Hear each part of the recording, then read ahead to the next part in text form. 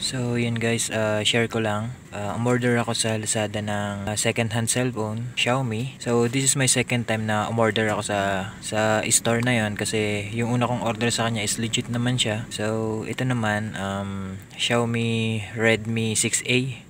Tingnan natin. So samahan niyo ako mag-unbox and tingnan natin kung legit pa rin. Buksan na natin.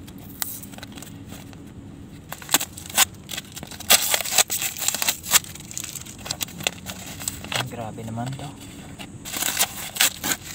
Okay, so yun siya.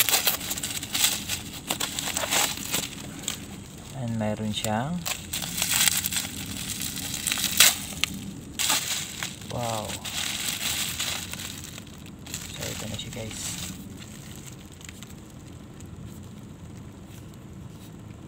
So yan guys, ito yung laman niya. Second hand, kitang-kita naman natin na second hand siya. Okay naman siya. Medyo maraming gasgas lang yung hindi, papel lang pala to. So maraming gasgas yung pero ayan, yan siya guys. So pag inalis natin yung ito, makita natin na talagang malinis pa siya. So hindi ko muna alisin. So ang kasama lang niya, cellphone, yung Redmi 6A natin. So ito, may fingerprint siya. Wala pa siyang masyadong gasgas guys. Ayan. Tapos may kasama siya na cord lang. So let's open.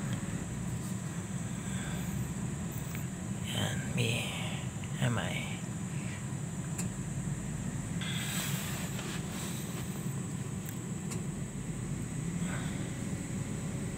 Medyo matagal siya. Oops. Ito yung pinakang gusto ko na part eh. Mabilis kasi yung nito. Okay. So let's check the settings kung ilan siya. Yun lang, medyo iba yung sounds niya.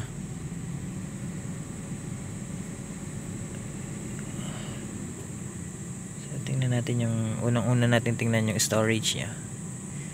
So 16 gig. So meron na lang tayo natitirang 12, available na 11 gig. So yun guys, para sa akin it's okay na. Maganda siya. Let's see the camera. Oh my god, napakalinaw. The front cam. Okay.